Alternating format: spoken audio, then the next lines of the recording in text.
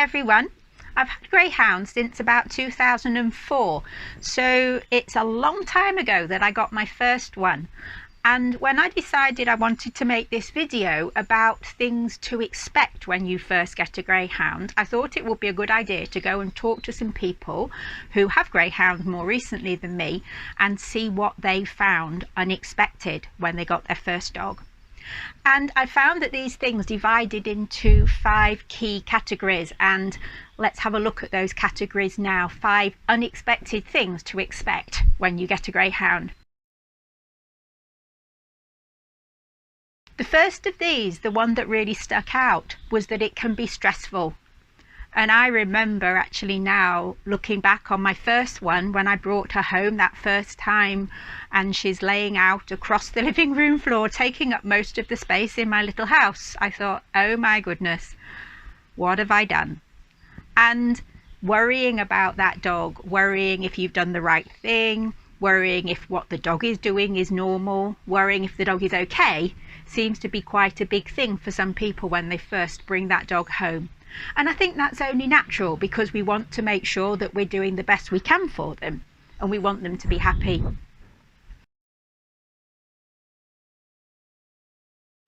Another thing that stood out is that having a dog of any sort is hard work. Greyhounds have particular needs at first, and by and large it gets better, not worse, because we need to put quite a lot of effort into settling them in, particularly night times. So you might find they're awake at night, they're mooching around at night, maybe they go to bed early and get up much earlier than you do. So you might have sleepless nights, you might have early mornings. They may not cope with being downstairs alone at night or shut in the space in the house that you expected that they would sleep in. So there can be some time needed at the start to help them get used to settling in and the arrangements in your house. And that's hard work, especially if you're not getting the sleep that you need to do the other things you have to do in your life. You need time to toilet train them. By and large, they're not toilet trained unless they've been in a foster home first, and that means being available to take them into the garden on regular intervals or take them out at regular intervals if you don't have a garden, so that they can learn that toileting happens outdoors. And of course we need to establish a routine. Now they love routine. Routine gives them a framework, it gives them a structure, but it may not be the routine that you have.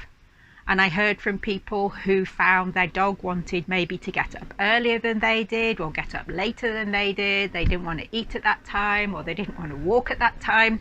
So it may be you have to be quite flexible about your schedule whilst you get the dog used to the schedule you need them to fit in with. And they're going to be unsettled at first. A lot of things came up in this category of things that suggested that the dog needed more time to help them become part of the family and get the hang of what it's like to be a pet. So people commented on the dog being clingy, or even struggling with separation anxiety if they needed to leave them alone. This might come out as whining or following you around, or even chewing and distraction. Some of that can be because they're worried, others because they don't entirely know what's meant for chewing and what isn't yet.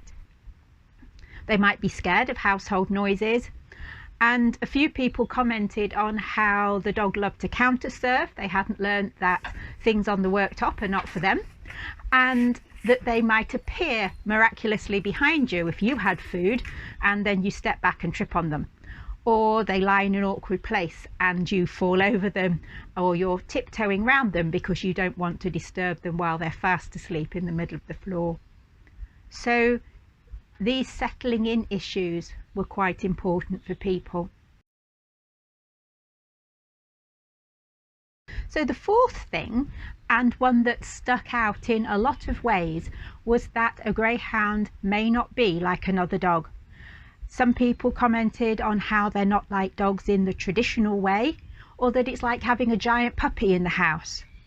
People commented on how big, how tall, how heavy and gangly they can be. They might be able to curl up very small, but they also stretch out and take up a lot of space.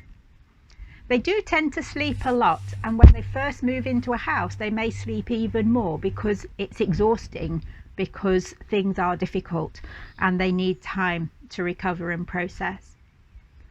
Some people commented on them being self-contained, on being quiet and reserved, and other people commented on them being aloof, not wanting to come for a cuddle or have a tummy rub or a pat.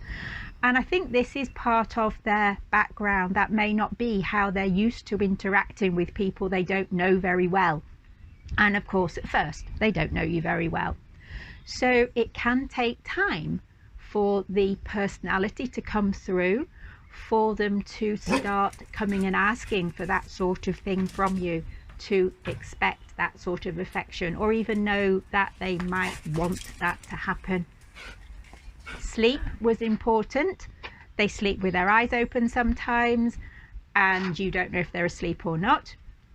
People commented on how they might stare at them wide-eyed or not want to make eye contact at all. So we've got opposites here, people saying quite different things. And I think a key message from that is that every dog is different, and you don't really know until you get them what you're going to have. And so we all are going to experience the unexpected when we bring that dog home, because whatever we look at, the chances are we may get something different. Play is another area. They may not feel like playing at first. They may not feel brave enough or confident enough to play at first. Some dogs are very confident initially, and others take time for that sort of behaviour to come out, just in the same way that the loving and affectionate side of them may take time to surface. And the fifth area that struck me was digestive problems. So people commented on the toxic wind that can clear a room in seconds. Problems with loose stools seem to be quite common, and there may be toileting very frequently or toileting not very frequently at all. So whatever you expected to do with their tummy, then the chances are it's going to be something different. And a lot of this can be linked to two things. Firstly, to the stress of moving into a new home. Secondly, to a change in diet. And I suppose a third thing, a change in routine. So to start with, the best you can do to keep them as close as possible to the original diet and routine, the better, while they settle.